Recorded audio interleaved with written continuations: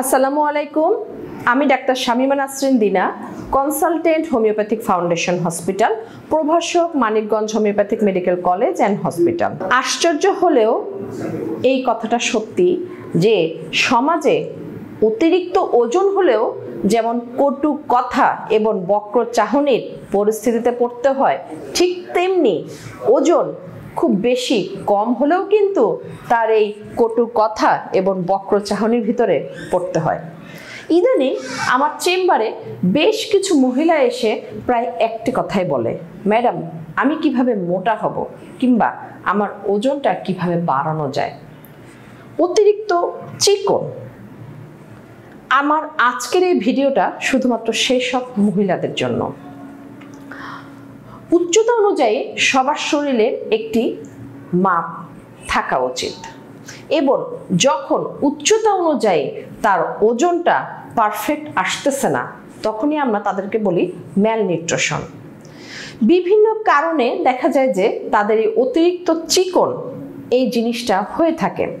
যেমন অনেকেই আছে যে পর্যাপ্ত খাবার খাবেন না, অর্থাৎ অনেকে পর্যাপ্ত সুষম খাবার যেগুলো আমরা বলতেছি সেগুলা খাবেন না, কিছুটা ডায়েট মেনটেন করেন, কিন্তু সে বুঝেও না যে এই মেনটেনের কারণে সে দিনে দিনে চিকন অর্থাৎ শুকিয়ে যাচ্ছে। এছাড়া ইটিং ডিসঅর্ডার নামে একটি রোগ আছে, যে খেতে পারে না বা খেতে চায় না, অ্যানোরেক্সিয়া নার্ভোসা যেটা। তো এইটা যদি কারোর থাকে, এই রোগটা যদি কারো থাকে, তাহলেও কিন্তু সে ডে বাই ডে শুকিয়ে যাবে অর্থাৎ চিকন হয়ে যাবে। আর একটা রোগ আছে বুলিমিয়া নার্ভোসা, অর্থাৎ খাবে ঠিকই, খাওয়ার পরই বমি করে দিবে। এটাও কিন্তু অনেক মহিলাদের ভিতরেও দেখা যায়, যে কিংবা অনেক বাচ্চারাও দেখবেন যে যারা মা আছেন, আপনার বাচ্চাদের বেলায় দেখবেন যে খাচ্ছে ঠিক মতো কিন্তু পরক্ষণে বমি করে দিচ্ছে। এটা কিন্তু একটা রোগ। এর কারণে কিন্তু আপনার বাচ্চারা ডে বাই ডে শুকিয়ে যাবে। সাধারণত এই দুইটা রোগ কিন্তু এতটা ঝুঁকিপূর্ণ যে আপনার মৃত্যুর দিকেও নিয়ে যেতে পারে।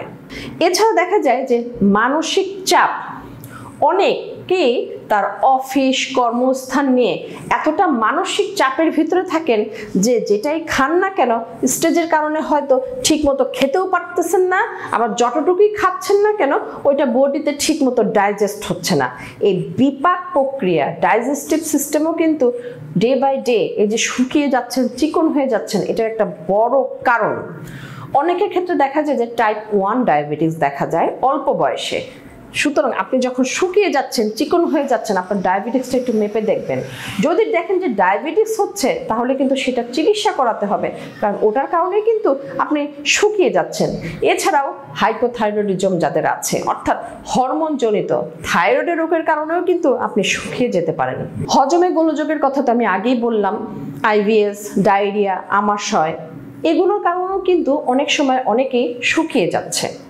এছাড়া কারো যদি ক্যান্সার থেকে থাকে, যদি সে ক্যান্সারের পেশেন্ট হয়ে থাকে, তাহলে সাইটোকাইনিন নামে এক ধরনের টক্সিক তার বডিতে তৈরি হয়, এর ফলেও কিন্তু সে শুকিয়ে যায়। অনেকে আছে সারাদিন প্রচুর পরিশ্রম করেন কিন্তু রাতে ঠিকমতো ঘুম হয় না।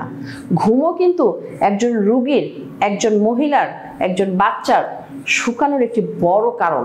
কারণ আপনার ডেইলি 8 ঘন্টা যদি পর্যাপ্ত পরিমাণে ঘুম না হয়, আপনি কিন্তু শুকিয়ে যাবেন। তো লক্ষণ কি হতে পারে? এই যে আমি ডে বাই ডে শুকিয়ে যাচ্ছে, চিকন হয়ে যাচ্ছে, লক্ষণ কিন্তু আমরা সবাই জানি। মাথা ঘোরা, বমি বমি ভাব, এতটা প্রেশার ফল করে যে বিছনা থেকে উঠে দাঁড়াতে পারে না, পেট ব্যথা করে, ক্ষুধা মন্দা দেখা যায়। এগুলো খুব কমন লক্ষণ, সবার ভিতরে দেখা যায়। অনেকে মাথা ঘোরা, মাথা ঝাপসা, শরীর ঘেমে যায়, একটু পর পর ঘাম দেয়, শরীর কাঁপতে থাকে, এগুলো কিন্তু খুব কমন লক্ষণ, আমরা সবাই জানি। 6 মাস থেকে 1 বছরের ভিতরে যদি কারো 5 কেজি ওয়েট লস হয়, তাহলে আমরা তাকে বলি যে সিগনিফিক্যান্ট ওয়েট লস। আপনি ওই সময় দেরি না করে আমি যেসব কারণ বললাম সেগুলো খুঁজে বের করুন যে আপনি কোনো রোগ কিংবা কোনো অস্বাভাবিকতায় আক্রান্ত কিনা।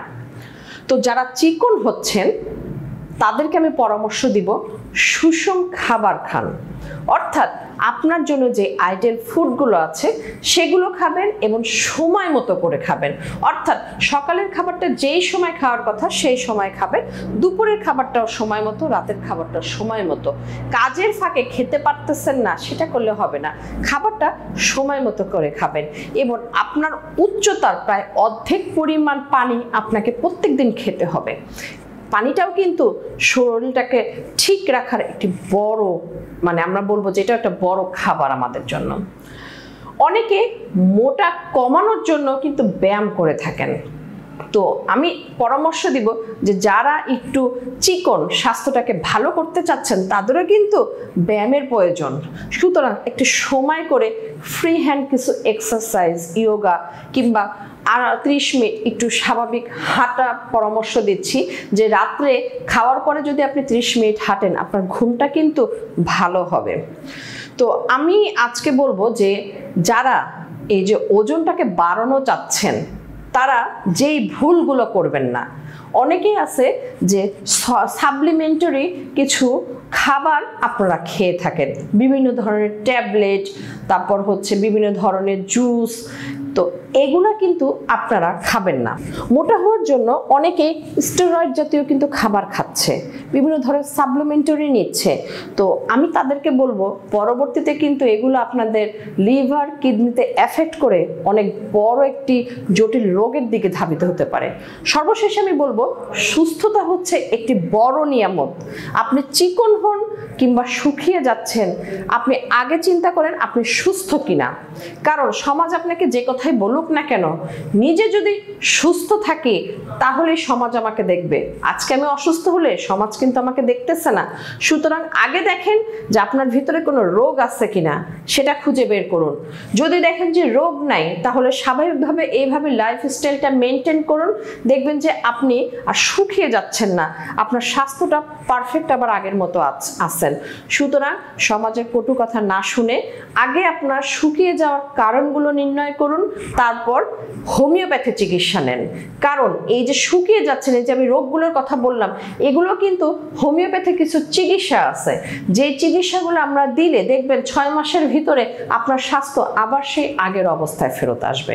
সুতরাং আর দেরি না করে ভিডিওটার সাথে মিলিয়ে ফেলুন এবং দ্রুততার সহিত হোমিওপ্যাথি চিকিৎসা নেন, সুস্থ থাকেন, ভালো থাকবেন।